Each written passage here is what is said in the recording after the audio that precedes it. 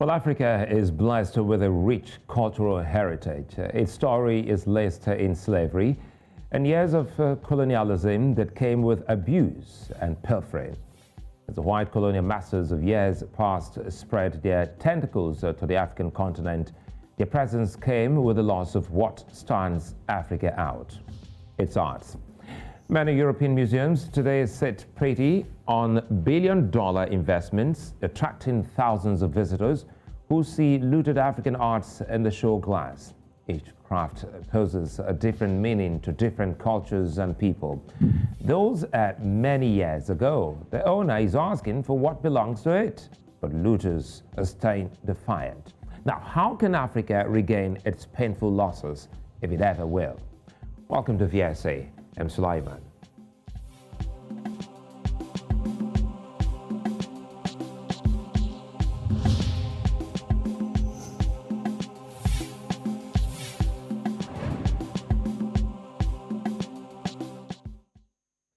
Well, the topic of stolen or looted artifacts from Africa is one that is taking up many spaces in the world today. It's trending, yes. Now, since France President Emmanuel Macron chose to set up a commission for the restitution of African treasures, the rest of the world had been reminded of the need to correct their ills of old. In the 18th and 19th centuries, the expeditions of Europeans in Africa had seen them steal thousands of artworks. Yes, steal, and many of which meant different things to different people. The Benin bronzes are golden treasures that tell a story of pure antiquity, but many young Africans today have only seen them in photos. Other countries like Egypt, Ghana, Benin Republic, Kenya, Ivory Coast all have reported stories of how their heritages are sitting pretty in European museums. Worse still, some of these artworks tell the stories of the worst periods in the history of some countries, like Germany's role in the Namibian genocide of the early 20th century, where thousands of the people of German South Africa, now known as Namibia, were killed. It could be the story of the British expedition in Benin Kingdom in the late 19th century, or the presence of the Portuguese in Mozambique and Angola. The most recognizable footprints of these European colonial masters are not just in structures and buildings, they are also found in African losses. Joining us to unpack this and make sense of it all is Ahmed Yerima. He's a professor of theater and performing arts and a playwright. And of course, Danoye Oguntola-Laguda, who's also a professor of religious studies. Professors, I'm honored to have both of you with me on the show today. It's my pleasure. Well, let's. Thank you very much. Let's start with you, Professor Yerima. More than 100 years after some of these European expeditions into Africa, many African states are seeking restitution of their artworks. Now, do you think it's the right time to make these demands? Well, I think it's the right time, but I think we must do it cautiously. One, because there's a saying, a word which says all is fair in love and war. These things were not stolen, they were captured. I think we must get that clear. They were rewards from the war. And even in our African societies, when we captured, when there were inter-villages battles, they captured slaves, they captured things, and they never returned them. So I think it's just a change over the years, a plea, a touch of humanity, and let's say a sense of conscience. And that's why someone like President Macron is beginning to talk about this, and maybe the British are also thinking about that. But basically, if we look at them, they were captured in 1879. There was war. They conquered Benin. They took everything that they had to take, basically. But when we now talk of the morality of the art and the present situation, then it becomes a point of consideration, not a point of demand, a point of consideration, a point of plea, a point of history, a point of trying to link society with their past, then you can make a case for it. In fact, if some countries insist, you may have to pay for it because they have taken care of them. Sometimes I wonder, if we had kept them from 1879, how many of them would be left? You understand? Would we take care of them? Would we give them the appropriate, because I saw this in Berlin, I saw this collection in Berlin at the Ethnological Museum. And I was looking at them and I was saying, wow, these things have lasted this long. Could we have kept them? And if they give them back to us, would we keep them in another 50, 100 years? Would we have them? You know, so we have to be very careful in our demand. That's my opening statement. Let me bring in Professor Laguda here. Very quickly here, I don't know if you share the same sentiment with Professor Yerima, but quickly here, he said we should be very careful in asking for what we could say is the price of war for those who were victorious. Yes, so looking at the continent, how would you, start off this by making people understand exactly now that the good thing here is that let's go the religious way. Some of these artifacts are not actually artifacts. They are people's deities. So let's start from there. Well, thank you very much. I must say, let me start by saying that I agree with Professor Yerima that it should start on a note of caution in demanding for these artifacts, and also for the fact that we may not have the right technology, the right environment to be able to manage them, and also to be able to keep them.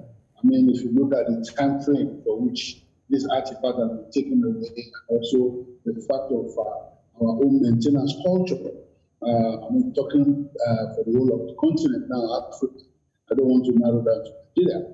Now, let us go back to a question on the issue of the artifact being a representation of the religion of the people. Yes, that is true. You see, art is something that you cannot but say that depicts the religiosity and the spirituality of the people. It's another way of expressing what they believe in, of demonstrating the way they conceive their esoteric realities, as well as the divine, how the divine speak through them, how the divine kind of define it him or herself. I mean, through their craft, and the artifacts are product of those craft. So it's like saying that the land and the people, or you're saying about the heart and the people, or you're talking about religion and art, and then you say that how do you represent, how do you make this art represent the religion of the people? I will not run away from the fact that when you look at some of these artifacts, you cannot but see religion in them. You see some that represent the faces of God, you see some that represent the faces of the deities, you see some that represent some of the historical moments and history of the people. When you see them, you cannot but project your mind back, not only to the history, but also to the religion of the people, and start to create a connection down the line.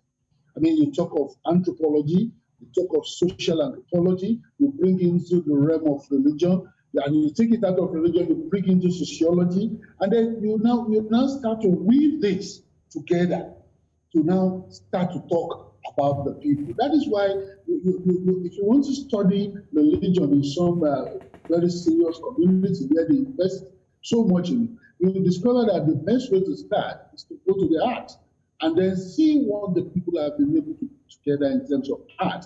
And then from there you can start to define and understand and unpack their religion. So I want to say that as we go along, we keep on opening up the issues. But then I agree with Professor Yerima that, look, we have to be very cautious. And that is my own fear. We cannot pretend that we have the kind of technology that will be able to manage this artifact. It could be too much, when we say that we are too much in a hurry to say that we want our stolen. I mean, who stole what? That is why I like the word use that word captured by Professor Yerima there, that they were not stolen, they were captured, and some of them were taken away, and then here we are now. When we start asking for it, I mean, they are ready to give up. But then my fear is the future of this artifact. What would be the benefit for the host community if you bring them back into Yoruba land, take them back into Mozambique, take them back into Angola, take them back into Ileife? What would be the economic dimension? What would be the economic benefit of this artifact to the host community? I think I can stop there so that we can continue to absolutely. I think the perspective both of you have actually given to Africans watching today quite different from the argument that is out there, and that is why it is good that we expatiate more. Professor Yerima, you closed, your statement by also, showing your concern about, our abilities, or to keep or preserve some of these artifacts, and I'm quite sure. Well, you have a sense of what you're saying, knowing full well that you've been a part and parcel of some of these artworks. So let's start talking about who is a better custodian, because you raised something quite interesting, 18th century, and here we are today. For instance, the cockerel that was returned, called the Okoko, to the Benin Kingdom by the Cambridge Jesus University, was looking pretty good, well taken care of. So now it comes back to our culture of preservation. So speak to that for us, please, if you will. Our culture of preservation. These artifacts have gone through some chemical protection over the years.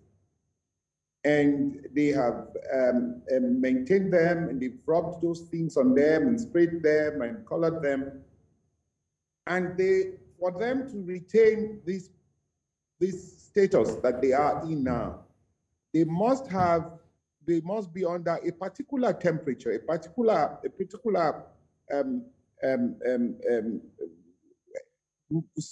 atmosphere. In a country or in Africa where electricity is barely kept, and we are talking of, we go to the galleries, most of us have been, and I'm sure my brother, Professor, has been, and we all know the kind of temperature that is needed to maintain and keep these things in order.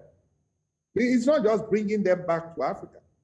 And let me also note that colonialism had wiped away all the religious essence of this.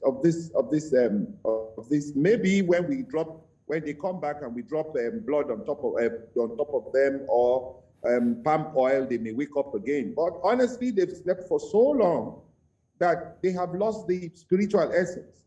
And there is a saying which says that when the gods are useless, we take them out and burn them and carve other ones. And we have carved new ones.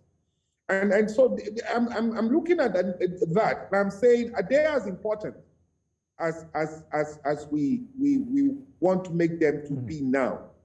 That's why I always laugh when I read in the papers, or when I was working on Ovorame Nogbaisi, the play, and I had to go to Benin, and people were talking about restoration, bring back our, what's it called? Are we looking at the financial reparation, or are we just looking at bringing them back just because we want them back? Honestly, it doesn't even add to our political essence. So this is why I took that position, and I'm sorry about it. But I always like to face reality, because the issue of maintenance is very critical, and this is what we do not have. I ran the National Theatre, and I know that we didn't even have NEPA and the correct atmosphere to keep the place cool, and it rotted. So this is why I'm talking from experience, and this is why I'm making this point. But the fact is, on a sentimental level, yes, it is good to have them back. On ego level, egotistic level, yes, we may have them back. But on religious, the level which we're trying to push, I think we've gone beyond that. In fact, most people have become Christians or Muslims, and they do not want any of those artifacts around them. And they won't go to see them. I was writing something about somebody who said that even the National Festival for Arts and Culture, people are saying it's for idol worshippers, not to talk of bringing back 100 years old idols back to the country. And this is why it's a very dicey and careful topic you're making us talk about. It is dicey, honestly, Professor Yerima. And off the top of my head, I almost chuckled on that when you said they wouldn't go to see them. Let me bring in Professor Laguda, because truly, Professor Laguda, another aspect Professor Yerima has raised is, I know you all have students. Now, off the top of your head, if you're taking students, African philosophy, and you say there are some, artifacts somewhere sitting pretty for them to go maybe look at and even come tell you about it. Do you think some of our present-day, students or present-day young Nigerians would even pay to go see some of these artifacts in any museum, if they finally make the return? Well, except it is compulsory, and except, of course, you coerce them or you try to kind of cajole them into it, many of them will not like to go. Because their values have changed. They now see things differently from what it was some 100 years ago or 200 years ago, as the case may be. So it's difficult for some of them to even appreciate the value of this artifact. Talk less of bringing it in and bringing spirituality and religion in. Don't forget, we are moving away from religion as a spatial issue into a digital religious space, where the youth are now looking at the cyberspace for religiosity instead of looking at religiosity from this kind of artifact. So that could be a very big task, because when you go into a class and you want to teach, for example, symbolism, and then you start bringing this artifact up as an issue of interrogation and issue of analysis, and you are now saying that, okay, maybe we have to go to Oshun go and see some of these artifacts, or go to Ife and see the Ife Terakuta and the rest. Some of them start wondering that, why are we going to see the stone at Eyenkoni, for example, somewhere in the north central of Nigeria? They don't want to go. I understand that perfectly. They don't want to go. I have tried it severally, and it's very difficult. Except, of course, when you now say, okay, if we don't go, we are going to lose some of our CAs. What are the things we need to unpack in these courses to go there and get a feel of this artifact? Then they want to go with you. I remember it was a strategy to take them to Eyenkoni some, 13 or 14 years ago. But having said that, once again, I have to agree with Professor Yerima that the values that we attach to these particular artifacts are not what it used to be 200, 100 years ago. So now the issue of spirituality may be something difficult to reconcile when you now bring back this artifact into our space, and now we want to say that they have their spiritual significance, just like 200 years ago when they are taking back. Maybe it could just be a reminder for those who are still alive, who were then patronizing these, and those who are still alive, who are into the practice of traditional religion. They see this thing and it evokes some spiritual memories and brings some history, into their mind. And then if you look at the historiography of this artifact itself, you cannot but agree that, okay, some people will see them, remember them for their values, but then it may not go beyond that. Like Professor Yerima said, maybe you need to sprinkle some blood and put some rum and some palm oil on it for it to evoke again the spirit that we're talking about, spiritual. But it doesn't remove the fact that these things have historical values, these things have religious values, and they evoke such memories in those people who patronize them. But on the other side of the coin is the issue that you raised about, can we manage them? I think we have to be very careful. I don't see us. Professor Yerima has raised fundamental issue of our environment. Electricity is a challenge. The space where we are going to keep this thing is a very big challenge. Do we have the control temperature to maintain the quality and the value of this artifact. If we don't have it, why are we in a hurry to get them back? Is it just for us to say that we are fighting? We are fighting colonialism, and we want what was taken away or what was captured. To use the word of Professor Yerima, from us, we want to get it back. Getting it back, what are we going to do with it? Are we setting up with museum? What is our museum culture? How many Nigerians, Africans, do have time to say, I want to go to a museum to see this artifact? And even not only to see them. When you say it's free, but pay to see them. And this is why I think it's very important for the Nigerian, for the African countries to kind of sit down with these people, the Europeans and our colonial masters, and reach an agreement. What is going to come to us in terms of reparation, in terms of economic benefit? If you keep this in your museum in Europe, in the Americas, and in other places in the world, and then you now pay us, perhaps royalty, annually, and this will come in direct foreign exchange, and then it will improve the lot of our people. So it's not just going to be the fact that we want the artifacts in Nigeria, in Africa, in Angola, and the rest of it, but then we want them so that we can benefit from them. That, I think, should be the most important thing on our mind, and not just bringing it back, and then we want to keep it in the space.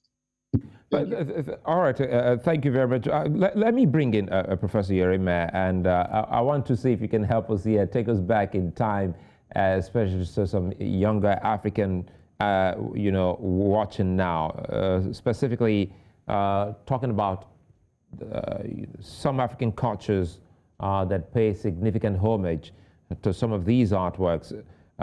Specifically, let's go back to looking at what Nigeria had in '77, talking about the Festac Festival of Arts and Culture, that is Festac '77.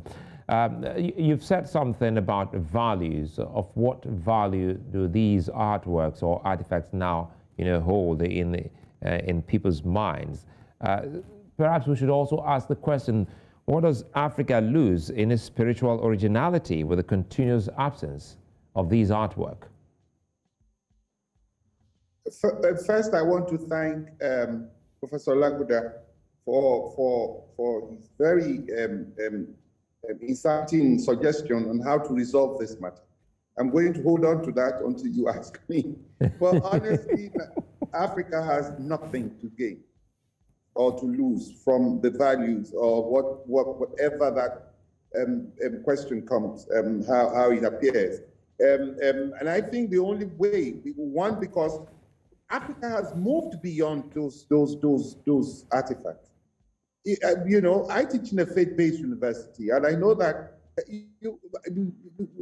and quite a lot of students that I meet, whether in my school or in other schools, even when I went on sabbatical to Ife, you'll find that most of the students don't even know where they come from. They don't even speak their language. You understand? And so when you talk of values, I think we've moved beyond that. Like Professor Laguda said, we've created new values. And the Gen Z youth don't even think about African value. They think about the world value. They want to be part of the world rather than be labeled Africans. And that's why you find those who have embraced the Christian names say they are favor, they are promise, they are things, words that inspire, that promise a new life. Those are the names they call themselves now. So we're not even names from the Bible, not even names from the Al-Quran. So what we are looking at, and one has to be very careful. One has to be careful in the sense that I'm not saying, let me speak for myself, that the artifacts have no value to Africa. But I am saying, has Africa got enough value for them? Has Africa got, you'll be shocked if we want to bring in the politics of corruption in. These artifacts, if they are brought back in another 5-6 years, we, the same Nigerians, will sell them back to the white people. So, and that will be a big joke, and it will be a total abuse and insult on our sentimentality or sentiments or sense of honor No white man would sit with us at that time. I haven't paid dollars for it. And then we want to return it. We'll tell you to pay 10 times. So I think the suggestion by Professor Laguda may be the basic and the major value that we can place. We say keep them, take care of them, but give us X at the end of the year. And let's see how we can begin to run that relationship. And if we want to see them, we can bring them in. Because in fact, you try the British and try the British government and say, we want to bring Madame Idia's mask back. When they give you the terms of how it should fly to Nigeria, how it should be kept, how it should be, you will just tell them, take it and to take it away. Because the value which they place on it, we don't have it there. We can always call Saïd Bovan or Modemua to rebuild another one. And so, so these are the issues that one has to be, not that I want you to know that it's not that I'm not sentimental about it, but I'm trying to be realistic about it. Thank you, sir. Well, Professor Yerima and Professor Laguda, I think both of you have been so objective looking at this matter. We'll take a moment, we'll come back. As highlighted earlier on, we'll start to look at some of the key things Nigeria and Africans should be discussing as to how this will be settled amicably, if there's going to be a sharing formula from proceeds from the museums in these European countries, or some form of, reparation in monetary terms. That's when we'll return.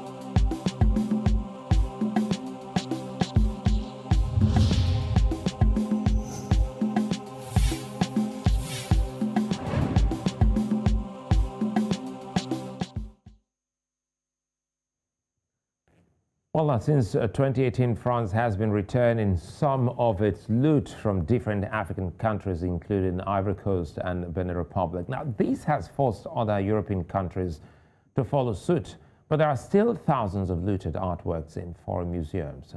The Quai Branly Museum in Paris returned 26 objects looted by colonial forces in 1982 to the Benin Republic. It has returned more than ever since, but it holds at least 70,000 artworks from Africa. The colonial expedition of many countries saw the abuse of many countries and royal palaces being looted of their most treasured artworks. Some of these artworks were stolen and sold in open markets, and some spoils of war, and they all ended up in American and European museums where Africans and every other person pay to see them. Some of it is, these, according to experts, is like, stealing the soul of the people. But my guests here today have brought in different perspectives, and some of the key things Nigerians should be looking at and Africans should be looking at apart from the value which you can, if put on a pedestal or on a scale, may not tilt towards the majority of present-day Africans, as the religion of many of these people have actually changed. But again, we're trying to see what the government, especially of Nigeria, can understand as to how they can amicably bring about, these conversations to a close that will be beneficial to everyone. I still have with me Professor Ahmed Yerima and Professor Danoye Oguntola-Laguda. Gentlemen, thank you very much for your time. Now let's start talking about some form of, solutions to some of these. Let's start with you, Professor Laguda, and it has to do with, listening to you all, and I started looking at messages coming from Africans watching us, specifically someone watching in Ghana, and he's saying that, well, this is an eye-opener because you have brought in the perspective of when people go to war, which is a universal, thing for everyone to understand. So perhaps the right words will not be, to say they were stolen, but again, let's take off from where he left off. It has to do with, why is it, that's his question now, why is it that governments in the continent are not having this kind of conversation with experts like yourselves so that they can have a better understanding of how to navigate this and not spoil any relationship with people, especially countries that have been so nice to other African nations? Let's start with you, Professor Laguda. Well, in my own thinking, I to take the last one you asked, I will say that, well, Professor Yerima and my humble self are not politicians. And as such, we cannot get we may not be able to get such opportunity to go into, to be invited into conversation of this nature, where we can make useful suggestions and move forward. Having said that, it's only, you'll find such situations mostly in Africa, where technocrats, experts in fields of this kind of situation are not often brought in to superintend this kind of negotiation and conversation that will bring direct investment and that can bring more values and economic, political, and goodwill into the continent using this captured artifact as our basis. I remember as early as 1991, 1992, when the late M.K. Abiola was the arrowhead of the reparation struggle for Nigeria. I mean, if not for the whole of Africa, I can't remember, but I think Nigeria. He was actually using his press to kind of engage the colonial master as to what can they bring to the table for the development of African nation.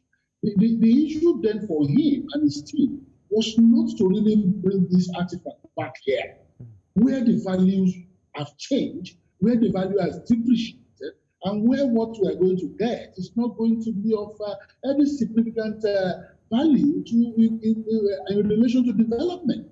We have to start thinking about this artifact. I mean, what would they bring to the table? How would they develop our state? I agree with those who will argue that they kind of bring history, they bring stories, then they also kind of rejuvenate our memory as to what has happened in the past and how ABCD has gone down the river and the rest of that. But then, is that what we still want to use our artifact and the labors of our heroes past? Is that what we still want to use them for? Just mere history or just mere storytelling? We should be talking about how to use this artifact to develop our nation. How do we use this artifact to better the load of our education?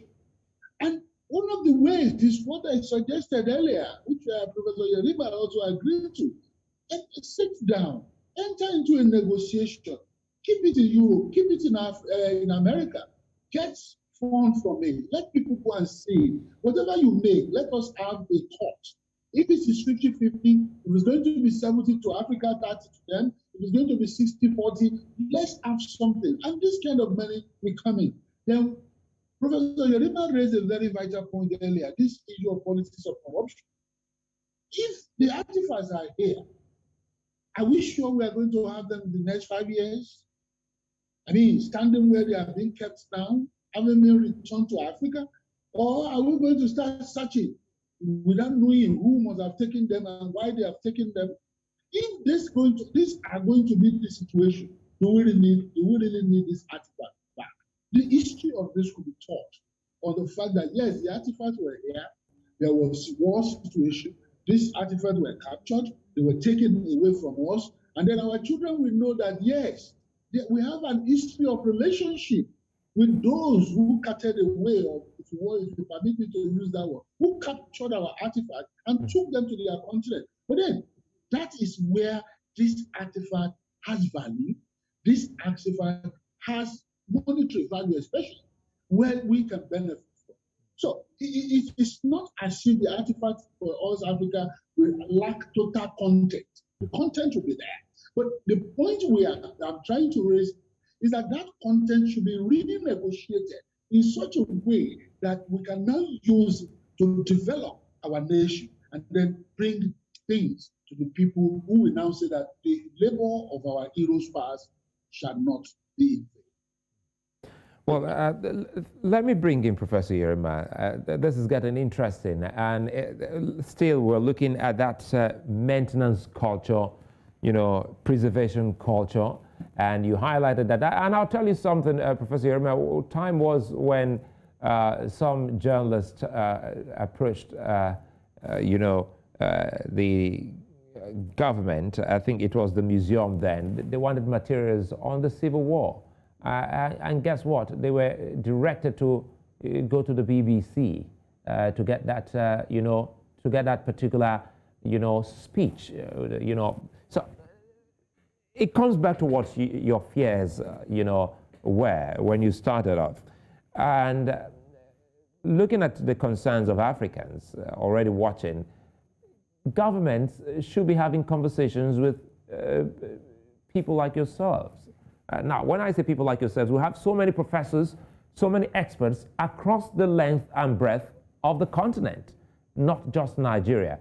So, and if you look at those who are the arrowheads of this conversation, it doesn't look like we have many experts like those who can better advise the government. So that's where you come in again. Speak to us pretty much again on the maintenance culture, preservation culture, and how the government, now so to speak, now we're talking about Nigeria, how Nigeria can actually get itself, rolling, perhaps if you can spearhead this whole maintenance culture conversation. I think, with all due respect, most African countries don't have the cultural policy towards culture. They have all this issue of entertainment, the new creative industries. Those are the new words being thrown around. But a real concrete policy to sit down and discuss and engage and plan, they do not have it. And so when they're going to send people, they're going to send people from the Ministry of Information, people from Ministry of Culture, and the missing links, like what a distinguished professor like Professor Laguda is going to bring into it, and maybe my humble self, will be forgotten. And so they jump right in the middle, and the white man sizes you up. Immediately you start to talk to him, and he finds that you don't have enough information about what you are even talking about, then you have a problem. And I always like to talk from example. If you go to the National Museum, the one in Lagos, all you will find there is the car in which Murtala Muhammad was killed. And every other thing, it's just, and you begin to say, is this the National Museum? And so you find that, and yet when you ask the government, they will say they have set up aside funds for this and they have done that. So what children go to do? If I used to go to the National Museum because of the national kitchen, because of the African food, Nigerian food that was there, which was sweeter than what you see. And so when you look at that, you begin to wonder, which country has? Maybe Senegal, maybe Zambia, maybe Ghana. because what Ghana has done is to stick to this history of slavery and create an atmosphere where you can see. And so but the problem is most African countries don't even have that policy.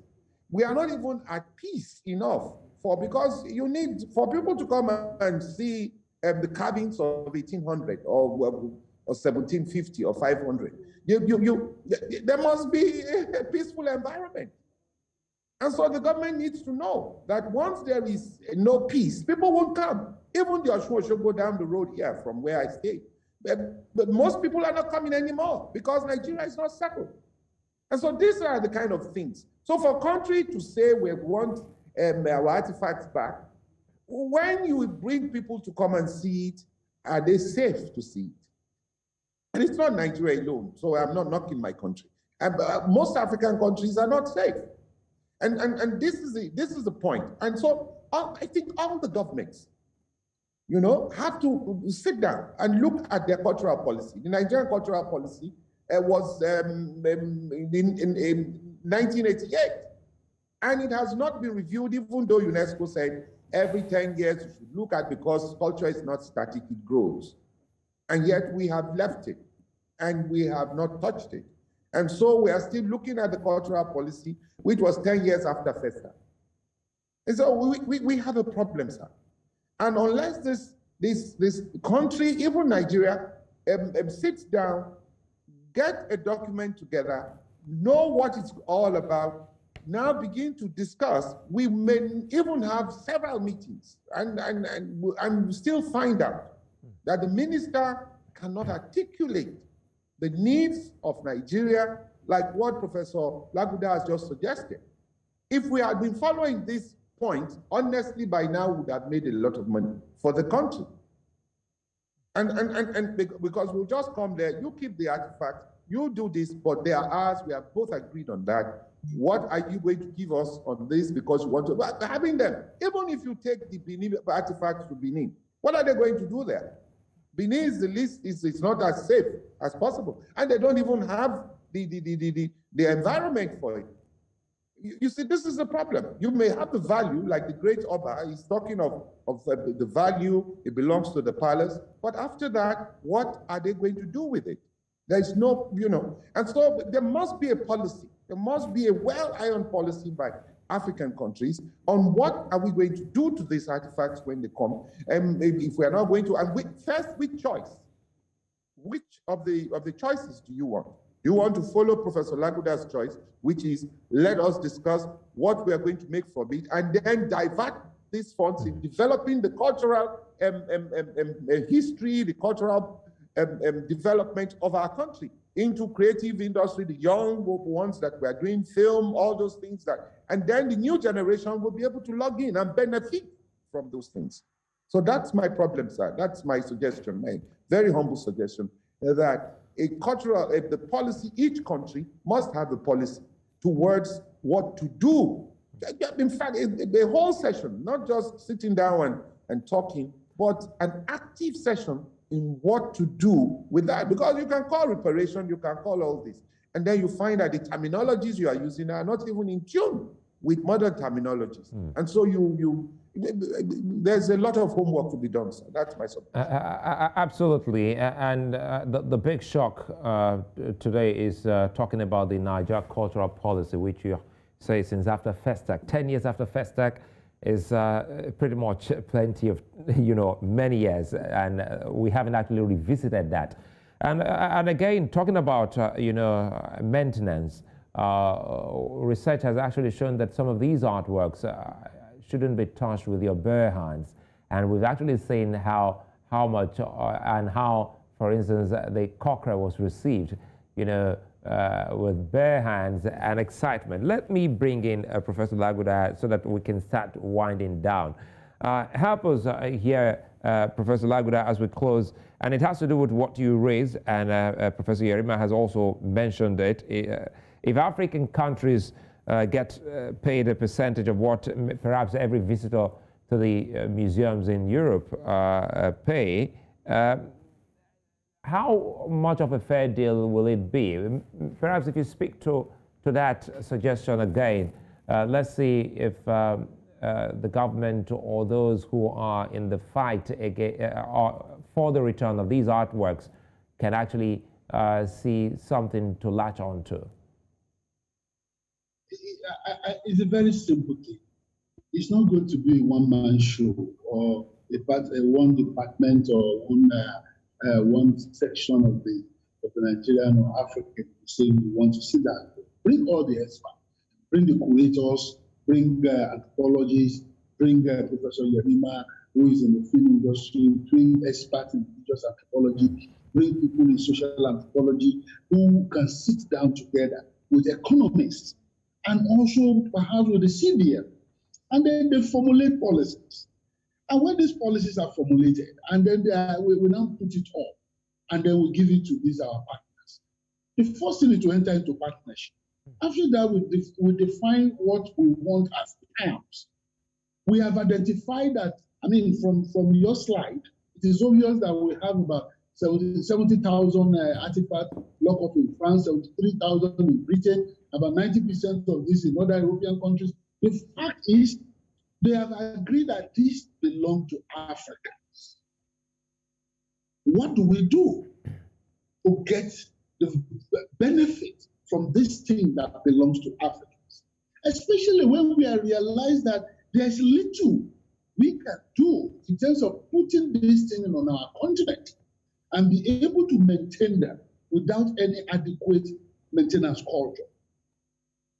Our problem in Africa, vis-a-vis Nigeria, it's not that we don't have rules, we don't have laws, or we don't have these policies in some places. Okay, but the fact is, do we follow these policies? Do we even interpret them? Talk less of implementing them. I was in Zimbabwe in 2012, and in Gweru, one of where you have the military might of the Zimbabweans, you find a military museum. They still have the aeroplane used during the struggle, well oiled, well cleaned, and you see students, pupils of secondary schools, primary schools, secondary school students, and university coming there to go and check, to go and look at it. And you find the curators happy. You have to buy a ticket. That is one aspect of it. But then the issue is, how can we translate that Zimbabwean experience in Gweru for the whole of Africa? That is a very big challenge. It may be very difficult, if not impossible. And that is because we lack national order. National order that will bring the development, of our nation, of our continent to the forefront of anything called policy that we formulate and anything called implementation of such policy. So that this national order, whether you come in from party A, party B, party C, we want to pursue the national order, not that we want to start pretending that, well, everybody, Zimbabwe is asking for their artifact, Egypt is asking for their artifact, Angola is asking, Mozambique is asking, Ghana is asking, so Nigeria must ask. The first thing is to ask ourselves, can we maintain it? Go to Timbuktu. When I went to Timbuktu some 7 years ago, in fact, that particular site, where, I mean, we should have some paper documents, like archives, archival material that will talk about the historiography, history of African nations. Are they being kept? You see some that are torn, you see some that cannot be used again, and the rest of them. So my suggestion is very clear. Bring experts to the table. We are not lacking experts in Africa. We are not lacking experts in Nigeria. It is just simply that we play the game of politics in anything we want to do for development. And that is my fear here. In all the questions you have raised, I still don't see, I'm yet to hear you, and it could be on your paper, talking about the politics of even getting this artifact to the benefit of our nation as a whole is very crucial. Because it is one thing to say the artifacts are here. It's another thing to start playing the game that it belongs to Benin. It's not a national artifact. It's a Benin artifact. It's a artifact. It's this and that. At the end of the day, it becomes a tribal and ethnic problem, which we are already facing. So we need to really get this expert, people who know what it means. Sit down, formulate a policy, drive the policy with our national order, and then get something out of it for the benefit of our nation. Thank you. And Professor Yerima, let me quickly allow you to give your closing comments, but this is coming, at a time where a whole lot, for instance, it was only just recently, October 31, yes, October 31st, 2021, makes it 62 years, the television first came in Western Nigeria and on the continent, Africa. But again, if you look back and look at television in Nigeria and even cable television, you see how much Nigeria has actually downplayed its leadership role of being the top and the very first on the continent. And you put this side by side with what we've highlighted.